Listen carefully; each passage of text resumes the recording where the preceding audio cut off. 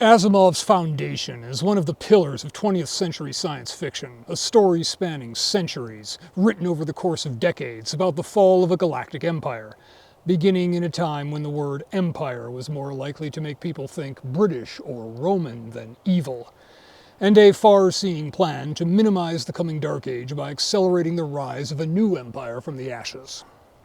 But is a new empire a good long-term approach to recovery and avoiding another civilizational collapse?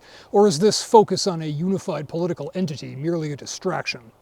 Was Harry Seldon's cover story of an Encyclopedia Galactica actually closer to the right track than trying to speed up the rise of a new empire? Does the Foundation need more slack? Asimov was clear about Foundation's inspiration being the fall of the Roman Empire, but in space. And like Rome, the fall of the Galactic Empire is a process rather than an event. By the time Harry Seldon has developed his discipline of psychohistory, the process is already too far along to reverse. When this point of no return was reached for the Roman Empire is open to debate, but in both cases the fall of the empire, in hindsight, marks the end of an era. Yet, much of Rome endures.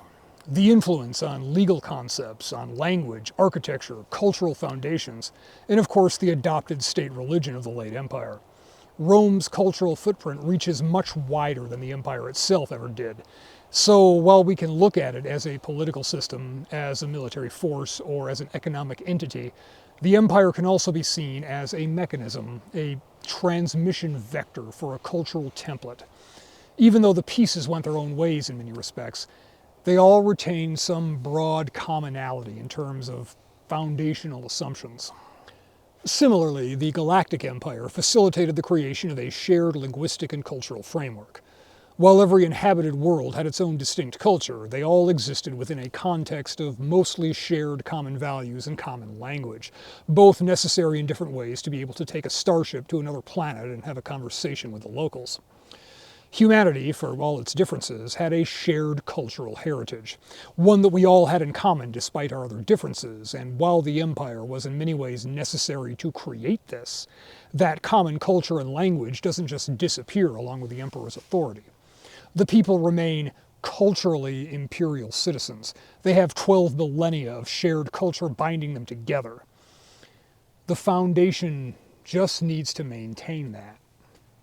Now, for those who haven't read the entire Foundation saga, I should make it clear that the new empire is intended to form more or less naturally, with just some nudging along the way, rather than through direct conquest.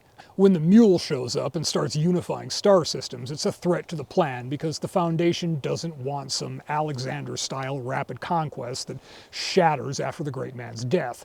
They're going for a long-term, stable structure that's more like the United States or perhaps the European Union, the imperial nomenclature notwithstanding. Entities brought together not by conquest, but by mutual self-interest. Post-Empire, the galaxy looks more like 20th century Europe, a bunch of independent states with distinct customs and identities, but also an interconnected cultural heritage and some level of economic interdependence. With the Galactic Empire's fall, the constituent parts are certainly impacted, with the imperial capital of Trantor on the extreme end of dependency. Later books depict the metal surface being torn up to expose the dirt underneath to grow crops. The whole thing just crashes from planet-wide city to small plot farming in very short order. Most of the other planets have a much less extreme transformation, because a planet can certainly be a self-sufficient economic entity supporting a large population. Though I did once have somebody try to argue that point with me. I don't know where they were from. Early on, the Foundation becomes a sort of trade conglomerate, trickling out high-tech goods to neighboring worlds in a tightly controlled manner, all the while making these worlds gradually dependent on them to maintain that tech. And constantly in advance of the political hegemony of the Foundation were the traders, reaching out tenuous fingerholds through the tremendous distances of the periphery. But that need to control the proliferation of technology, born of a focus on the political goal of a new empire, gets in the way of other options. If you have a galaxy full of mostly self-sufficient worlds, but with the Foundation acting as a sort of trade facilitator between them, it means a trade language endures regardless of linguistic drift and localities. Competitive advantage encourages regular contact for trade, leading to more trade, not only in goods, but ideas. Cultural diffusion. Diffusion that can be weighted toward one side of the exchange. The political hegemony of the empire is largely superfluous if the goal is a stable pan-galactic human civilization, not necessarily a centrally governed one. By acting as an informal trade authority or trade facilitator, they're stacking the deck in favor of their own culture and values, in which case trade is a means to an end. The physical goods end up being like free services from Google. For the Foundation, the real product is their cultural preferences, their value system. Those other worlds may fight amongst each other, one conquering another, and they'll probably never unite into a single galaxy-spanning empire or federation. But what does it matter if they're a bunch of regional powers, so long as most of them carry forward more or less the version of humanity that the Foundation wants to perpetuate? Just as England doesn't need to rule the United States, Canada, or Australia, we're all part of the same cultural family, with a lot of the same underlying ideas about how things are and should be. We have common interests in the wider world, and despite how contentious our politics are at times, we fight within a fairly narrow range of possible social structures. The batshit fringe of the two blocks acting as the exception that proves the general rule. I didn't forget you, New Zealand. Maybe the modern Anglosphere, descended from the British Empire, is a better model for the Foundation than the Roman Empire. Empires are ungainly things, expensive to maintain, and prone to slide into decadence at the seat of power while exploiting the periphery. Tying culture to a political system introduces a lot of fragility to it. So what might Selden have attempted had he been looking at the problem from the standpoint of the imperial culture rather than the empire itself? Selden pitched the imperial authorities on the creation of an Encyclopedia Galactica because he thought they wouldn't find it threatening.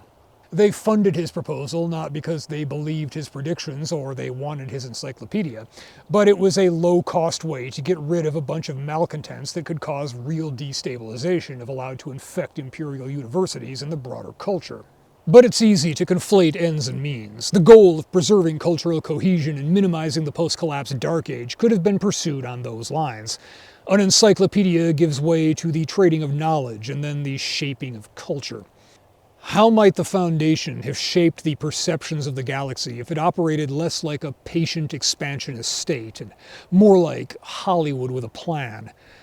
Not a blatant propaganda machine. I'm not suggesting something like Joseph Goebbels meets Michael Bay, but as a mechanism for spreading selected stories and through them values and assumptions.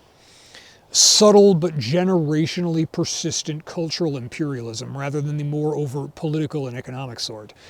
Because just as it's far easier to kill men than to kill ideas, cultures flex where empires shatter.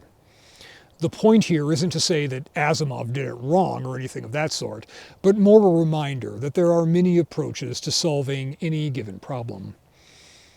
Not all roads need to lead to Rome. But if you want to, this would have been a perfect time for one of those frequent B-52 flyovers.